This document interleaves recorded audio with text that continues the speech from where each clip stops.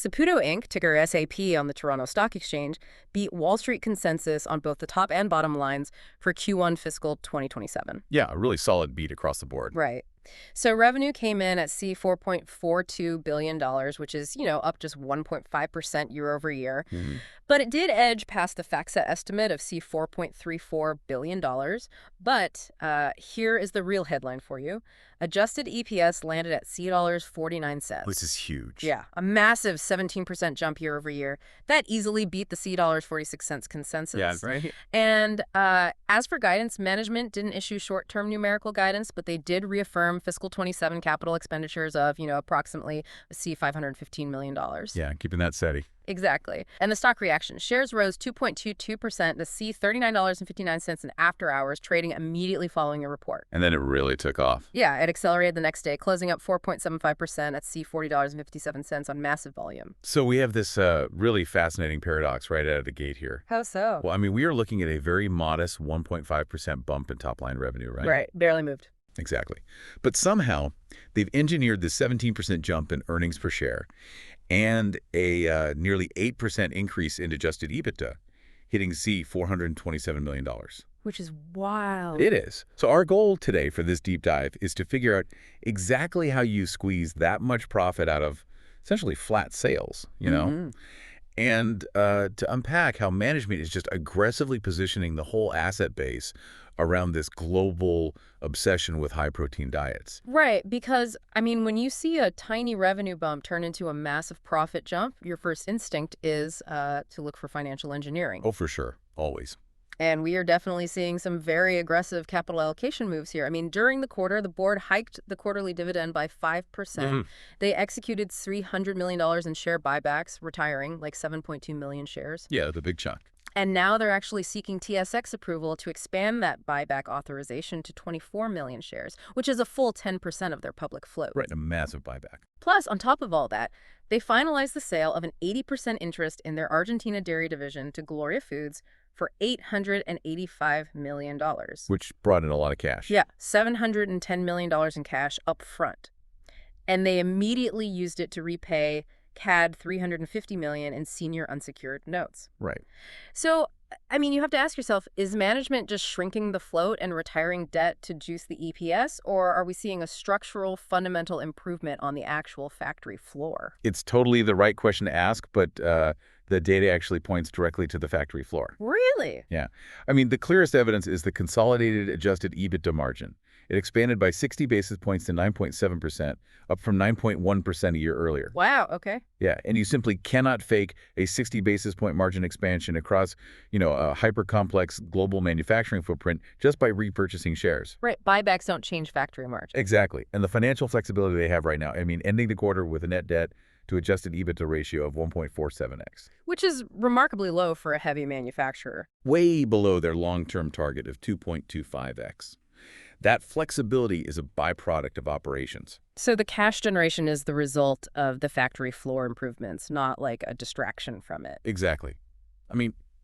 For context, you have to remember, Saputo is officially past the heaviest phase of this grueling $2 billion capital reinvestment cycle. Right. They've been spending heavy for years. Yeah. For the last few years, they have been pouring cash into plant automation, network optimization, highly specialized processing equipment, all of it.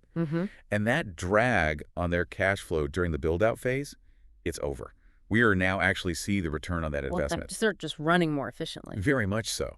They're extracting a significantly higher profit margin out of every single drop of milk flowing through their vats. I want to look at how that actually plays out in the real world, because it seems like they are deliberately shedding low-margin volume to, prioritize high-margin execution. Oh, absolutely. And the Europe segment is probably the most aggressive example of this. Yeah, Europe is fascinating.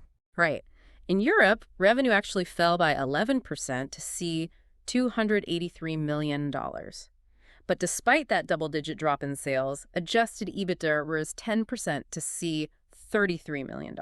It's wild. And margins expanded over 200 basis points to 11.7%. It is a stunning divergence, and it's entirely intentional. So they planned this. Yeah.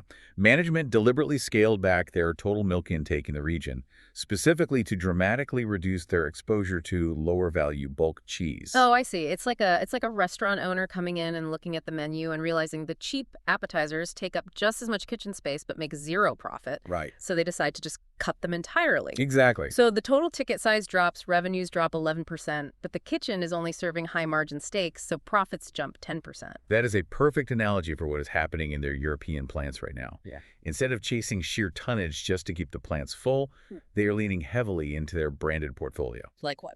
Well, for example, they're currently putting a lot of marketing weight behind the 60th anniversary of Cathedral City, Okay. which drives brand equity and premium pricing. But, the margin beat isn't just about what they are selling. It's also about where they are making it. What do you mean? A massive driver of this European efficiency was the consolidation of their cheese packing operations in Nuneaton. Oh, they moved facilities. Yeah, they consolidated packing lines into a single, highly automated facility. And when you do that, your labor costs per unit drop significantly, and your throughput just speeds up. Okay, so in Europe, the strategy is clearly, shrink the volume to grow the profit. Exactly. But you can't really pull that lever everywhere, right? Especially in the U.S. right now. No, the U.S. is a totally different beast. Yeah. Moving to the United States segment, revenue dipped 1% to see $2.1 billion. And management explicitly cited lower average cheese block and butter prices as the drag there. Right, commodity pricing. But however, despite the pricing pressure on the commodities, EBITDA still rose 6% to see $181 million, hitting an 8.6% margin. Mm-hmm. So if the underlying price of cheese is falling, how are they growing profits in the U.S.? Because they are monetizing the byproduct of that cheese. Okay, unpack that. Yeah, so that U.S. profit growth was driven heavily by volume growth in high-protein ingredients, specifically whey protein concentrate 80, commonly known as WPC 80, Right. and lactose production out of their recently upgraded Wapun facility. Right. To really understand this, you have to look at the macro dynamics of the U.S. dairy industry right now. Which are pretty crazy right Oh, now. completely. Right. Over the last several years, the U.S. dairy industry invested roughly $8 billion, largely in cheese make capacity. Wait, $8 billion. So there is a massive glut of processing capacity that just came online, which means everyone is just churning out cheese, flooding the market, and tanking the block price. Precisely. The U.S. is just awash in milk right now. And when you have abundant milk, the default is to turn it into cheese because, it stores better than fluid milk. Sure. But the crucial mechanism here is that when you make cheese, you separate the milk into curds, which become the cheese and whey, which is the liquid byproduct. Mm-hmm. Now, for decades, whey was practically considered industrial waste, or at best, cheap animal feed. Wow. But Saputo utilized their network to pivot.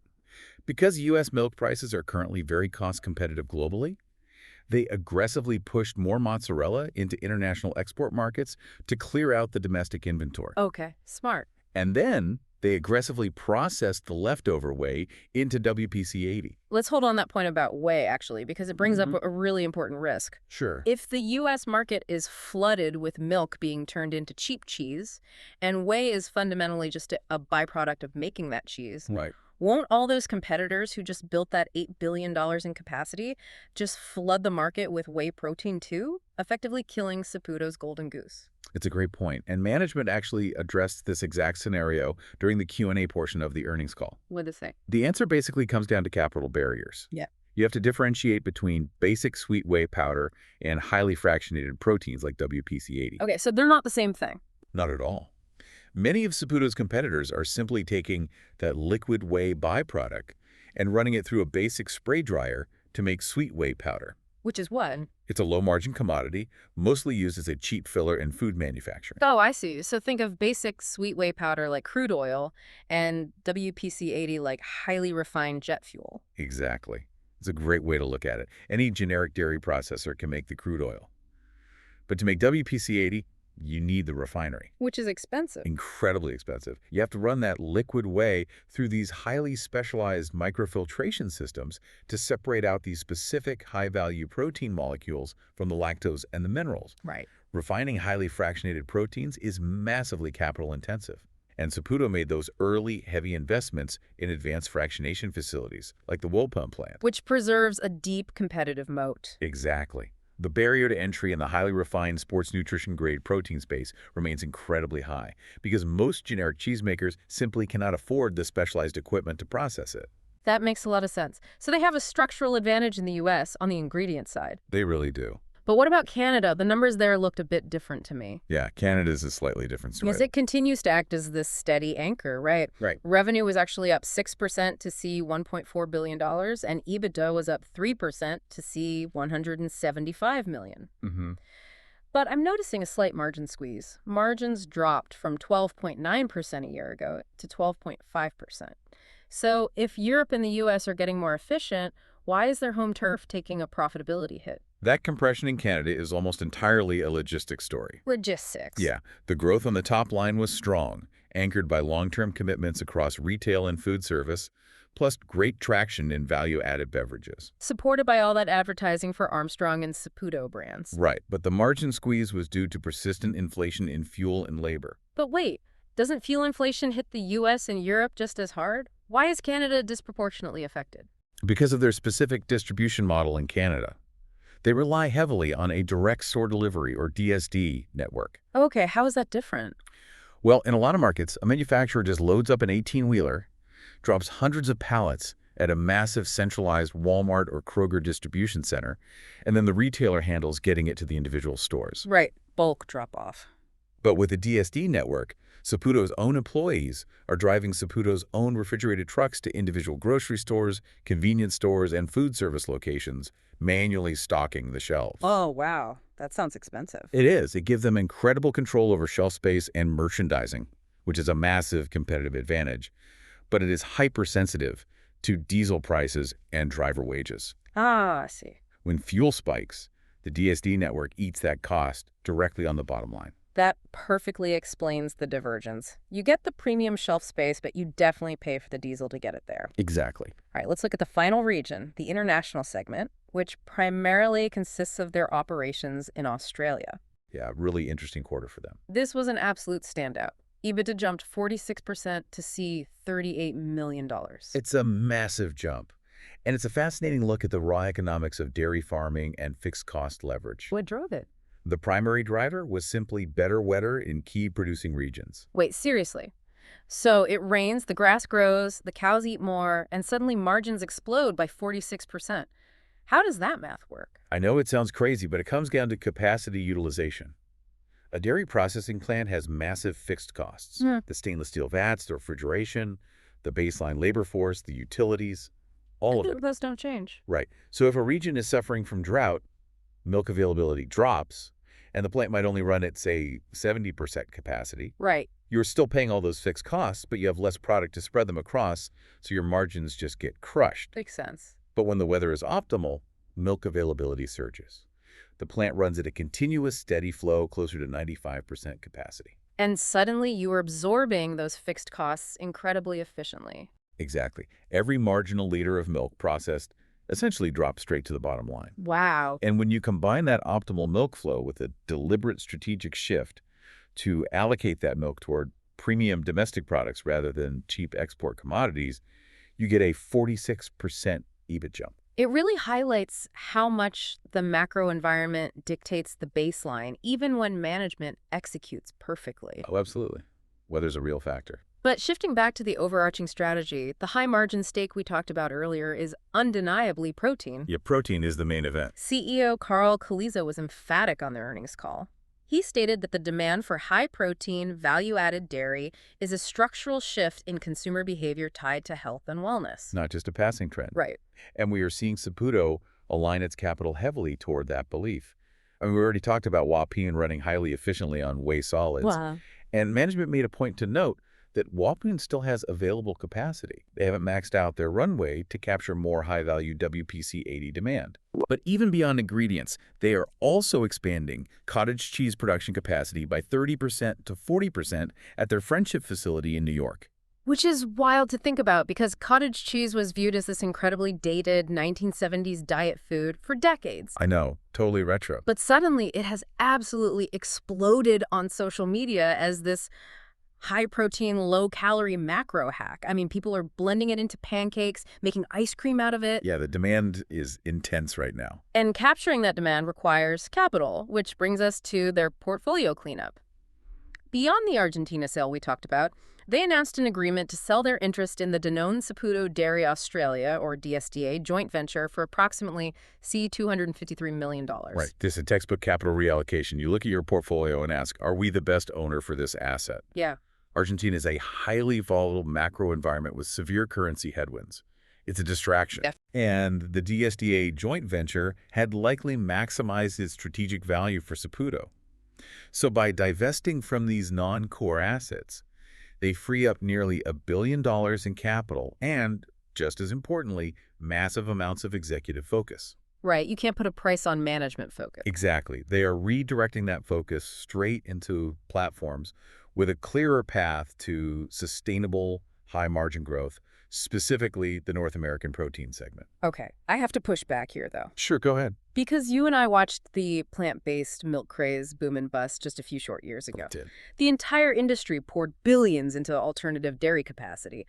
Oat milk, almond milk, pea protein, and then the consumer just kind of moved on. Right, demand flattened out. It left a lot of processors with stranded assets and overbuilt facilities. Yeah. So how does management know this current protein obsession isn't going to suffer the exact same fate? It's a fair question. What stops Saputo from being left with highly specialized, overbuilt capacity if consumers decide they're, tired of eating cottage cheese and drinking whey shakes? It is the single most critical risk to their capital expenditure thesis, for sure.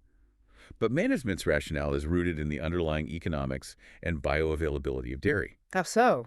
When you analyze the cost-value ratio for protein, dairy provides one of the most efficient, affordable, and bioavailable sources on the planet. Right, it's cheap protein. Exactly. Plant-based alternatives often relied on premium pricing models that completely broke down the second the consumer faced inflationary pressure. Oh, that makes sense. Yeah, the plant-based boom was largely driven by a niche, premium-priced dietary trend. Management's argument is that dairy protein is structurally tied to broader, enduring nutritional habits. It's the cheapest, most effective way for a consumer to hit a protein macro, which makes it far more resilient in an economic downturn than, say, a $7 carton of premium oat milk. That makes total sense. It's an economic utility play, not just a lifestyle brand play. Exactly. But, despite these structural tailwinds, Saputo is still operating heavy machinery in a high-inflation environment. Oh yeah, costs are still a factor. Right. Management highlighted a few forward-looking risks, specifically guiding for $28 million to $30 million in specific technology and digital spending for this fiscal year. And that technology spend is crucial to watch because it isn't just, basic IT upkeep or buying new laptops for the office. All right. While a portion covers necessary cybersecurity and infrastructure upgrades, management emphasized that a significant chunk is directed toward commercial AI and advanced data insights. Which everyone is doing, but how does AI actually move the needle for a dairy processor? By optimizing the supply chain at a granular level. I mean, when you are dealing with a perishable product with strict shelf life constraints, supply chain visibility is everything. That makes sense. Spoilage is a killer. Exactly. AI models can dramatically improve demand planning, predicting exactly how much mozzarella a specific region will need based on historical seasonality and promotional schedules. Oh, wow. It optimizes truck routing to save on those brutal diesel costs we talked about in Canada. It tracks inventory aging to prevent spoilage. So it's basically efficiency software. Right. That $30 million tech spend is essentially a required capital deployment just to defend their position as a low-cost manufacturer in a high-inflation environment. Okay, and finally, we have to talk about the M&A outlook. Yeah, this is the exciting part. Because they have paid down so much debt, their leverage is sitting at a pristine 1.47x. And management stated on the call that they are actively open to targeted, accretive M&A, particularly in the U.S. market, provided it fits the strategy and offers a better return profile than building out organic capacity. Yeah, they have engineered the exact balance sheet flexibility required to be aggressive right now. In a high interest rate environment, no less. Exactly. In an environment where interest rates are still relatively high, heavily indebted competitors are struggling. Right. Saputo, on the other hand, can act decisively. If the right asset becomes available, perhaps a competitor struggling with the depressed block cheese prices we mentioned, Saputo can move on it. Prioritizing commercial growth and portfolio expansion without straining their financial stability at all. Which leaves you with an incredibly interesting scenario to watch. I mean, you have Saputo sitting on a highly flexible balance sheet with massive spending power. Right. They are operating with new automated efficiency on the factory floor. They have successfully offloaded international distractions like Argentina and the DSDA joint venture. Yeah. And the U.S. market is currently flooded with milk, putting immense pressure on smaller competitors who don't have the capital to build advanced whey fractionation facilities. That's the perfect storm. It really is. So, are they quietly gearing up for a massive U.S. acquisition to swallow up a rival struggling under the weight of those low cheese prices? It's a very real possibility. The math certainly supports a major move, and it's a dynamic you need to keep a close eye on as this sector looks primed for consolidation. So make sure you follow the show for daily, no-nonsense earnings coverage.